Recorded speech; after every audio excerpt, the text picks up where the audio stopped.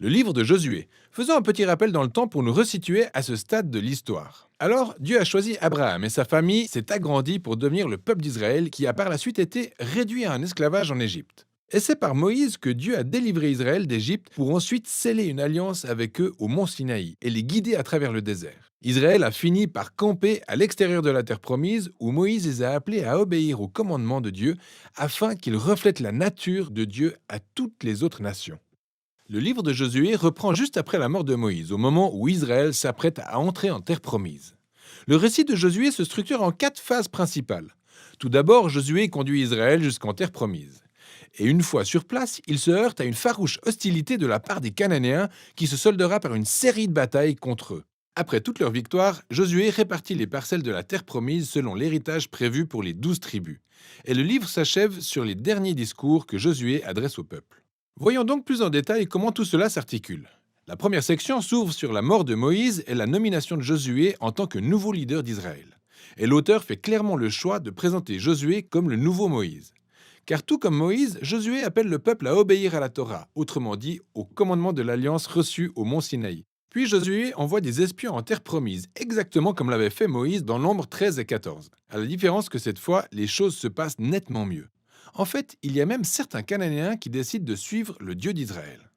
Sous la conduite de Josué, le peuple d'Israël parvient à traverser le Jourdain pour atteindre la terre promise. Tout comme la mer s'était divisée pour Moïse dans Exode, le Jourdain se divise aussi pour laisser traverser les prêtres portant l'arche de l'Alliance et avec eux tout le peuple d'Israël. Au chapitre 5, l'histoire en arrive à une phase transitoire, où le peuple prend du recul comme pour effectuer un retour aux sources en tant que peuple de l'Alliance de Dieu. Et cela se traduit par la circoncision de la nouvelle génération et la célébration de leur première Pâque en terre promise. Ensuite, ils se tournent et se préparent à leur marche en avant. Josué fait par ailleurs cette rencontre folle avec un mystérieux guerrier qui s'avère être la créature angélique commandant l'armée de Dieu. Et Josué lui demande : « Es-tu de notre côté ou du côté de nos ennemis ?» L'ange guerrier répond : « Aucun des deux. » Ce qui montre que la vraie question ici est de savoir si Josué est du côté de Dieu. Il est clair que toute cette histoire dépasse le cadre du combat entre Israël et les Cananéens, car c'est en fait la bataille de Dieu lui-même menée selon son propre plan, où Israël pourra jouer un rôle de spectateur ou même de supporter, ce qui conduit à la section suivante. Celle qui répertorie toutes les histoires liées au conflit qu'Israël a mené contre les différents groupes cananéens. La première partie raconte en détail le déroulement de 2 batailles. Elle est suivie par une série de courts récits condensant des années de bataille en quelques résumés. Alors les 2 premières batailles sont contre Jéricho, puis Haï. Elles mettent en lumière le contraste entre la fidélité de Dieu et la défaillance d'Israël. À Jéricho, le rôle d'Israël est simple : rester d'une passivité absolue. Ainsi, il se laisse mener en musique tout autour de la ville pendant 6 jours par la présence de Dieu dans l'arche. Et à l'exemple de Rahab qui s'est tourné vers le Dieu d'Israël, peut-être que les habitants de Jéricho feront de même, qui sait ? Eh ben non. Au 7e jour, les prêtres sonnent les trompettes, et là, les murailles s'écroulent, menant Israël à une victoire spectaculaire. La morale de l'histoire est que Dieu est celui qui délivrera son peuple. Israël doit simplement avoir confiance et le laisser faire. En revanche, la morale de l'histoire suivante, celle de la bataille d'Aï, montre l'effet inverse. D'abord, il y a cet Israélite nommé Akan. Parmi les biens de Jéricho dévoués à l'Éternel, donc devant appartenir à Dieu seul, Akan en vole quelques-uns et ment à ce sujet. C'est vraiment bas comme tentative, après tout ce que Dieu a fait pour Israël. Suite à ça, Israël va au combat contre la ville d'Aï et y subit une cuisante défaite. C'est seulement après s'être humblement repenti et avoir sévèrement puni le péché d'Akan qu'Israël remporte la victoire. Ces 2 histoires sont placées au tout début pour souligner un principe majeur. Pour qu'Israël hérite de la terre promise, ils doivent être obéissants et se fier aux commandements de Dieu, parce qu'ils n'auront droit à aucun traitement de faveur. La deuxième partie de cette section s'ouvre sur les Gabaonites, un groupe de Cananéens qui fait exactement comme Rahab le choix de se tourner vers le Dieu d'Israël pour faire la paix avec Israël. Contrairement à tous les rois cananéens qui commencent à tisser des alliances et des coalitions dans le but de détruire Israël. En retour, Israël entre en guerre contre eux et remporte une victoire écrasante. Cette section se boucle sur une liste récapitulative de toutes les victoires remportées par Moïse puis par Josué. Alors, faisons une courte pause, car il se peut que ces histoires et leur degré de violence vous surprennent et même vous dérangent.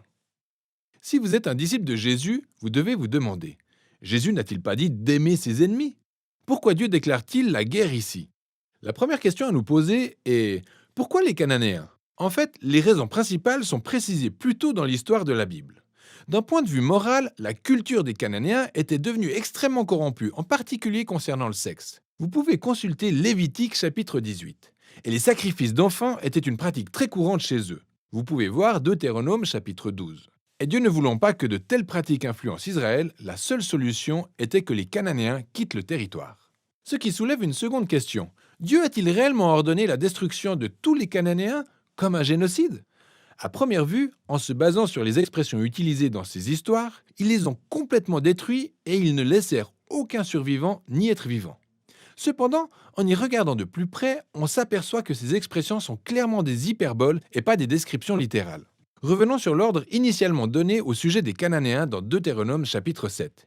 Il est tout d'abord ordonné à Israël de chasser les Cananéens, puis de les détruire jusqu'au dernier.